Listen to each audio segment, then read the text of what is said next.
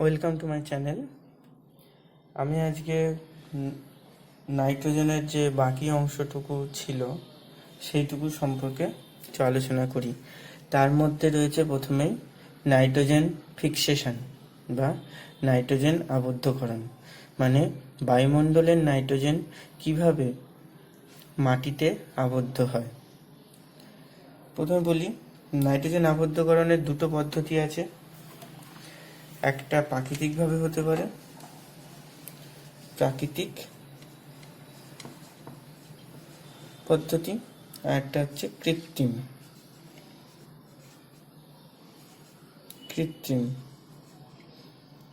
বায়ুমণ্ডলের নাইট্রোজেন মাটিতে আবদ্ধকরণের দুটো পদ্ধতি, প্রাকৃতিক, কৃত্রিম। দুটো পদ্ধতি নিয়ে আমি এখন আলোচনা করব। তাহলে প্রথমে আসবো প্রাকৃতিক পদ্ধতি। কিভাবে প্রাকৃতিক পদ্ধতিতে বায়ুমণ্ডলের নাইট্রোজেন মাটিতে আবদ্ধ হয়। প্রথমে আসি প্রাকৃতিক উপায়ে কিভাবে বায়ুমণ্ডলের নাইট্রোজেন মাটিতে আবদ্ধ হয়। তার জন্য কি বলবো দেখি, যে নাইট্রোজেন গ্যাস, বাতাসে নাইট্রোজেন গ্যাস আছে, সেটা অক্সিজেনের সঙ্গে বিক্রিয়া করে। অক্সিজেনের বিক্রিয়াতে আমরা দেখেছি অক্সিজেনের সঙ্গে নাইট্রোজেন গ্যাস নর্মাল অবস্থাতে বিক্রিয়া করে না, সাধারণ অবস্থায় বিক্রিয়া করে না। কখন করে? যখন বজ্র বিদ্যুৎ হয়, মানে বিক্রিয়া করতে টেম্পারেচার লাগে 3000 ডিগ্রি সেলসিয়াস। ঠিক আছে, এই টেম্পারেচার তৈরি করতে গেলে মোটামুটি বিদ্যুৎ স্ফুলিঙ্গ প্রয়োজন হয়। তাই যখন বজ্র বিদ্যুৎ সহ বৃষ্টিপাত হয় তখনই বায়ুমণ্ডলের নাইট্রোজেন অক্সিজেনের সঙ্গে বিক্রিয়া করে।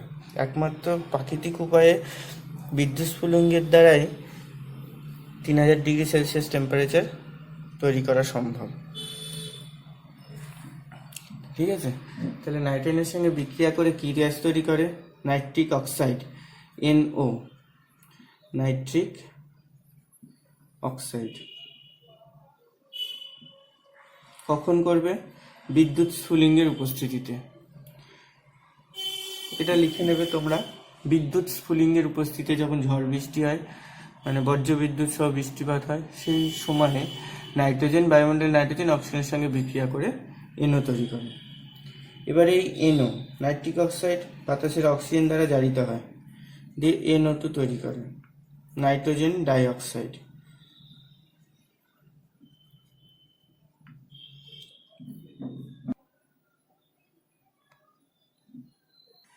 হয়ে গেছে এটা। তাহলে এবার আমি এটা মুছে দিই, আমি যাতে পরের স্টেপটুকু করতে পারি। স্টেপটা, নাইট্রোজেন ডাইঅক্সাইড তৈরি হয়েছে আলটিমেটলি। এবার এই নাইট্রোজেন ডাইঅক্সাইড কী করছে? বা বজ্রবিদ্যুৎ সহ বৃষ্টিপাত হচ্ছে, তাহলে বৃষ্টির জলের সঙ্গে বিক্রিয়া করছে। বৃষ্টির জলের সঙ্গে নাইট্রোজেন ডাইঅক্সাইড যখন বিক্রিয়া করছে তখন কি তৈরি করছে? দুই রকম অ্যাসিড। দেখি কীভাবে হচ্ছে। Nitrogen dioxide NO2 plus H2O, HNO2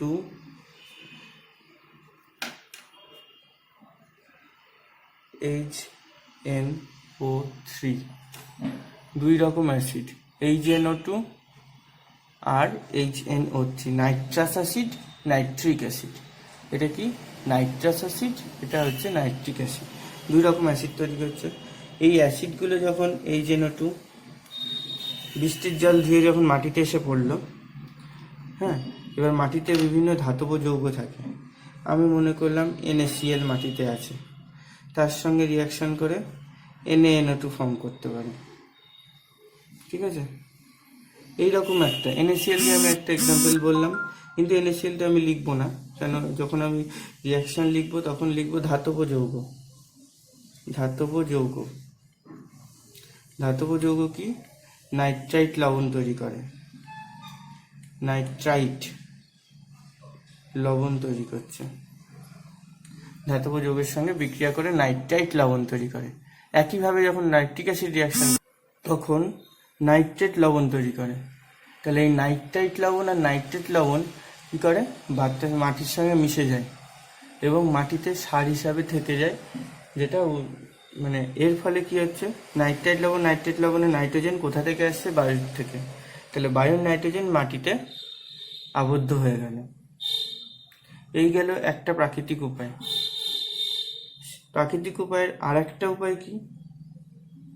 দ্বিতীয় প্রাকৃতিক উপায় হচ্ছে আমরা জানি শিম্বগোত্রীয় উদ্ভিদ, লেগিউমস, যেগুলো যেমন মটর, শিম, বরবটি, এই সমস্ত উদ্ভিদগুলো, তাদের মূলে থাকে অর্বুদ। অর্বুদের মধ্যে থাকে রাইজোবিয়াম নামক ব্যাকটেরিয়া। সেই রাইজোবিয়াম ব্যাকটেরিয়া বাতাসের নাইট্রোজেনকে মাটির মধ্যে সরাসরি আবদ্ধ করতে পারে নাইট্রেট লবণ হিসাবে। তাহলে এই দুটো গেল প্রাকৃতিক উপায়। এই প্রাকৃতিক উপায়ে বাতাসের নাইট্রোজেন মাটিতে আবদ্ধ হয়।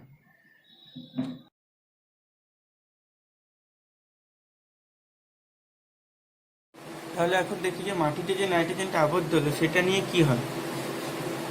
সেইটা নাইট্রেট লবণ হিসেবে মাটিতে আবদ্ধ হলো, উদ্ভিদ সেই নাইট্রেট লবণ নিয়ে খাদ্য তৈরি করছে।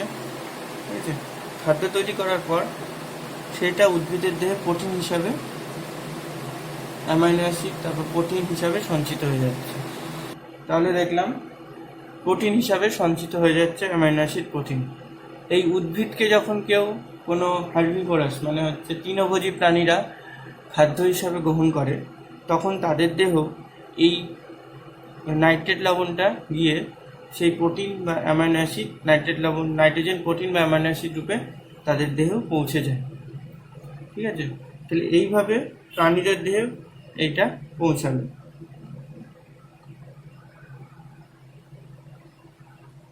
এরপরে দেখি এই যে অ্যামাইনো অ্যাসিড প্রাণীদের দেহে গেল, সেই অ্যামাইনো অ্যাসিডটা কি হচ্ছে, এই অ্যামাইনো অ্যাসিডটা অ্যামিনোফাইং ব্যাকটেরিয়ার দ্বারা বিয়োজিত হয়ে অ্যামোনিয়াতে পরিণত হচ্ছে। অ্যামিনোফাইং ব্যাকটেরিয়ার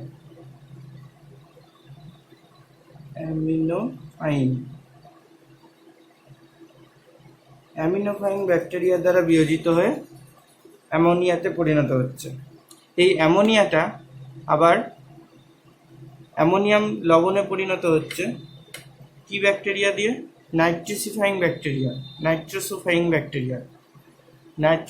ব্যাকটেরিয়া দ্বারা বিয়োজিত হয়ে অ্যামোনিয়াম লবণে পরিণত হচ্ছে।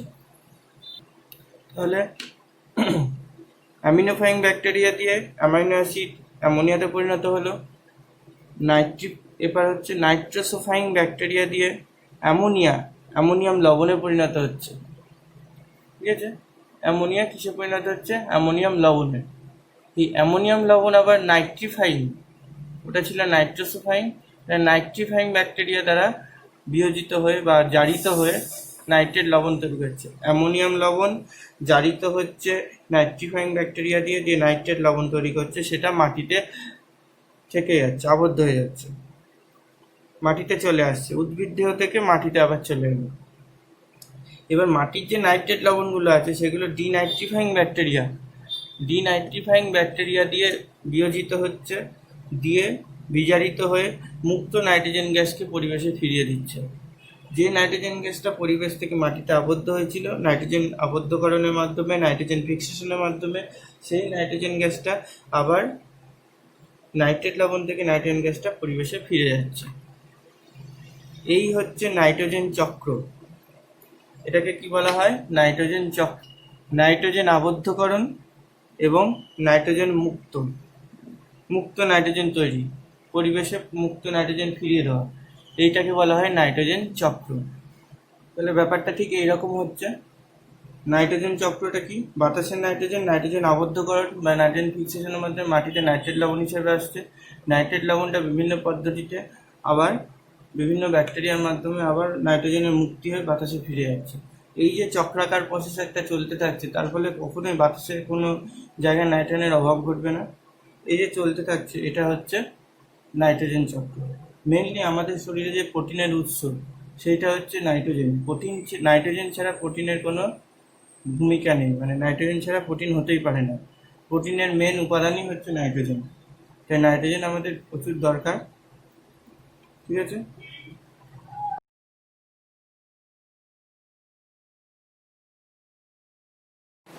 এবার আমি নাইট্রোজেন সংক্রান্ত কিছু প্রশ্ন নিয়ে আলোচনা করব। ঠিক আছে, তাহলে প্রথম প্রশ্ন দেখি কি বলছে। প্রথম প্রশ্ন হচ্ছে বিক্রিয়াটা সম্পূর্ণ করতে দিয়েছে, কমপ্লিট দ্য ফলোইং রিয়াকশন। তাহলে কি করব? এটা মেটাল, এটা নাইট্রোজেন, নাইট্রোজেনের সঙ্গে ধাতুর বিক্রিয়া ছিল, তাহলে কি ফর্ম করবে? Li3n, Li3n2 6, এই ব্যালেন্স হয়ে গেল। তাহলে লিথিয়াম নাইট্রাইড,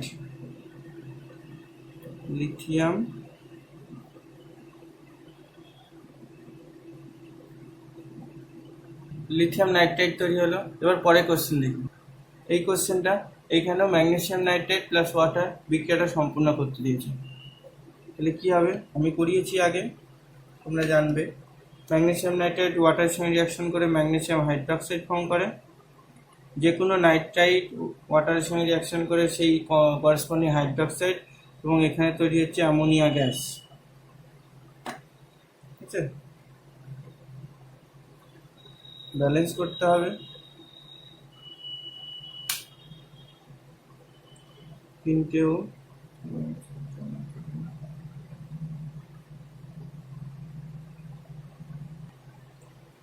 এই হচ্ছে ব্যালেন্স। তাহলে অ্যামোনিয়া গ্যাস ফর্ম করছে, ম্যাগনেসিয়াম হাইড্রোক্সাইড তৈরি হচ্ছে। এটা দুটো কোশ্চেন দেখলাম, নেক্সট কোশ্চেন আসছে।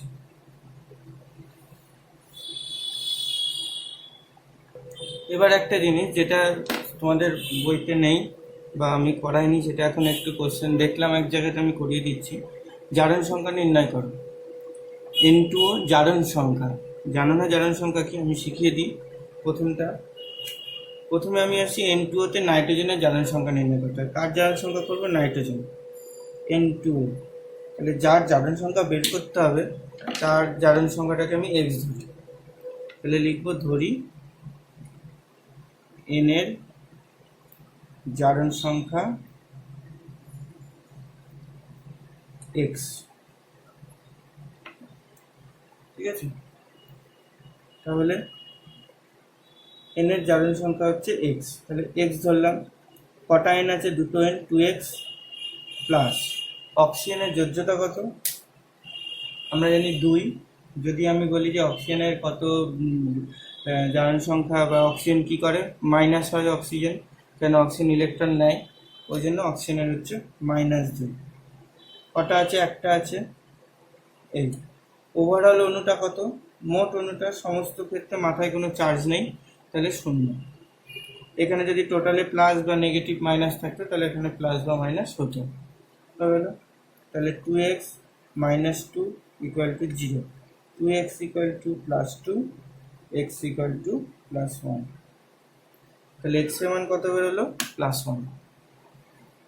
এইটা হচ্ছে N2O তে নাইট্রোজেনের জারণ সংখ্যা। বোঝা গেল সবারই N2O তে কীভাবে বের করলাম। এবার আমি এক এক করে করব, তোমরা NO, NO2 এগুলো করবে। আমি এই যে নচ্ছিটা আবার করে দিচ্ছি, মাঝেরগুলো তোমরা করবে, না পারলে আমাকে কন্ট্যাক্ট করবে বা যেভাবেই হোক বলবে। এবার হচ্ছে নাইট্রিক অ্যাসিড। নাইট্রিক অ্যাসিড এই যে নচ্ছিতে নাইট্রোজেনের জারণ সংখ্যা বের করতে গেলে নাইট্রোজেনের একই ব্যাপার, আমাকে ধরতে হবে নাইট্রোজেনের জারণ সংখ্যা হচ্ছে X, যেমন করে আগে লিখেছি। এই যে নচ্ছিতে নাইট্রোজেনের জারণ সংখ্যা হচ্ছে X। তাহলে আমি এখানে X লিখলাম। একটা নাইট্রোজেন আছে, এর আগে কি আছে? হাইড্রোজেন আছে। হাইড্রোজেন কত? +1 আমরা জানি। হাইড্রোজেনের +1 এটা আমরা সবাই জানি, হাইড্রোজেনের যোজ্যতা 1 এবং +1 কেন? হাইড্রোজেন ইলেকট্রন ছাড়ে। যাই হোক, +1। অক্সিজেন কত? একটু আগে দেখলাম -2।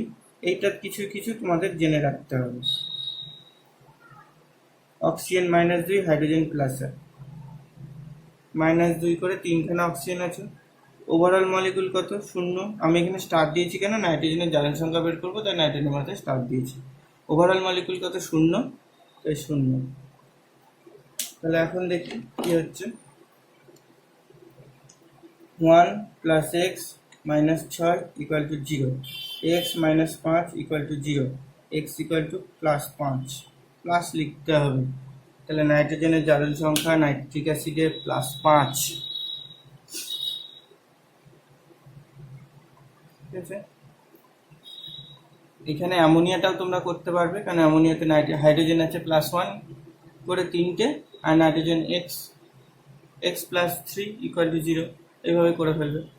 এবার আমি তোমাদের একটা আয়ন দিয়ে দেখাচ্ছি। আয়ন দিয়ে আমি এখন করতে চলেছি জারণ সংখ্যা কার NH4 প্লাস আয়ন, NH4 প্লাসের এর নাইট্রোজেনের মাথায় জারণ সংখ্যা বের করতে চলেছি। তাহলে সেটা কি করে করব? নাইট্রোজেনের NH4 প্লাস একই ব্যাপার, নাইট্রোজেনেরটা আমি X ধরবো, ওটা লিখে নেবো, আর লিখছি না। X হাইড্রোজেন কটা আছে? 4টে, 1 করে প্লাস 1 করে 4, আর কিছু নেই। ইকুয়াল টু ওভারঅল মলিকুল কত? +1। এতক্ষণ শূন্য হচ্ছিল, 0 ছিল, এখানে +1। তাহলে X plus 4 plus 1 equal to +1। তাহলে X ইকুয়াল টু 4 মাইনাস, তাহলে -3। তাহলে নাইট্রোজেনের মাথায় কত আছে? নাইট্রোজেনের জারণ সংখ্যা হচ্ছে -3। তাহলে জারণ সংখ্যা বের করা বোঝা গেল। একটা কোনো পরীক্ষাতে, আমি বলছি না, যে কোনো কম্পিটিটিভ এক্সাম পরীক্ষাতেই একটা দিয়ে দিতে হবে, ঠিক আছে? এবার আরও কিছু কোশ্চেন নিয়ে আমরা আলোচনা করব। এবার প্রথম কোশ্চেন হচ্ছে, নাইট্রোজেন গ্যাস কেন এত কম রিয়াক্টিভ?